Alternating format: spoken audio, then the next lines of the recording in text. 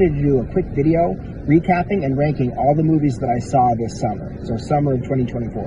I should clarify, each one of these movies was in theaters in summer of 2024, so they're all new releases. Also, I'm going to attach a letter grade to each one of these on my list, and my goal is to keep this video under 2 minutes.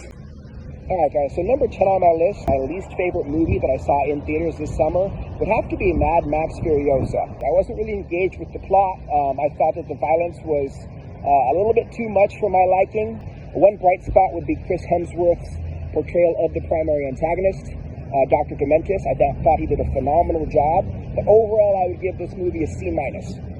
Hey guys, so number 9 on my list is going to be The Watchers. Although the first couple acts of this film were great, kind of all fell apart in the final act. The twist was garbage, and it left me as an audience member feeling a little bit insulted. So I would give this movie a C-. Guys,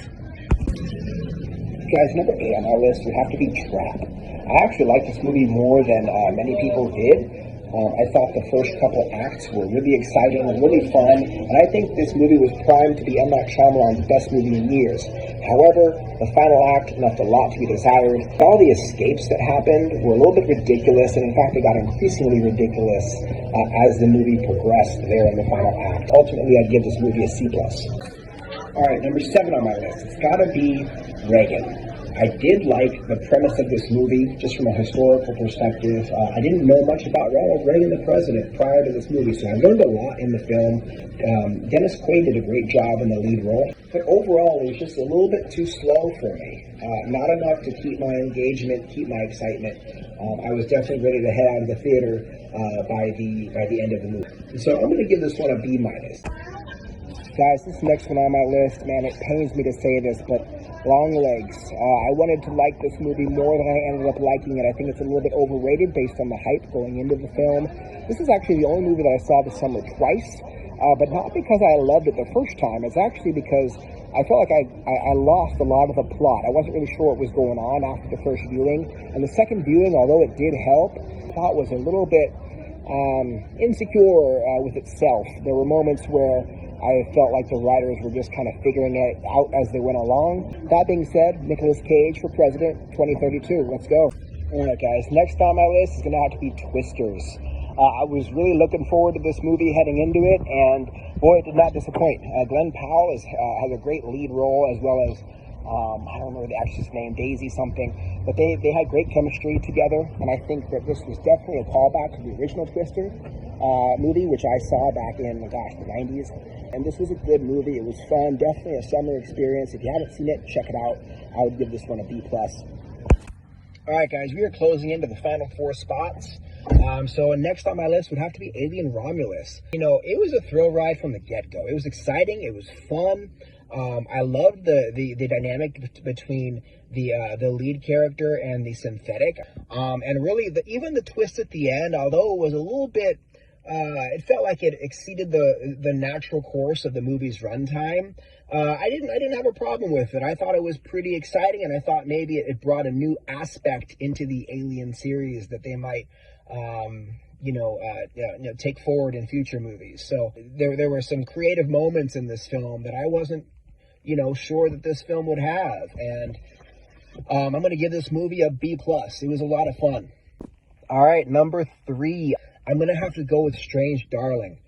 This was definitely a sleeper movie that I hadn't heard much about, but my best friend had made me privy to it. And man, this movie is definitely a thrill ride. I really enjoyed the non-linear storytelling in this one. And also the dialogue. Although it was dialogue heavy, it was actually really nice. It really helped to further the plot and kind of deepen the relationship between the two characters, which would totally unravel later on in the movie. And in fact, the final twist was pretty jarring to me. The only knock I have on this film is that it had some of the same flaws of Trap, in that the final act, it had a lot of escape scenes that I thought were a little bit ridiculous. Otherwise, though, great movie. If you haven't seen it already, check it out. I'm going to give this movie an A-. All right, down to my last 2. Number 2. Wolverine and Deadpool, or is it Wolverine versus Deadpool? I don't remember, but that movie, it was great. I have never seen another Deadpool movie before, so I wasn't sure what to expect. But let me tell you, Ryan Reynolds is hilarious. The action scenes were awesome. The dialogue was funny, and I loved all the cameos, whether it be the Human Torch, played by Chris Evans, or Gambit, played by Channing Tatum, excuse me. I loved it. I don't really have any knocks. Well, maybe one. There was a little bit too much gore for me, but otherwise, I'm going to give this movie, A minus. All right, guys. Number one on my list.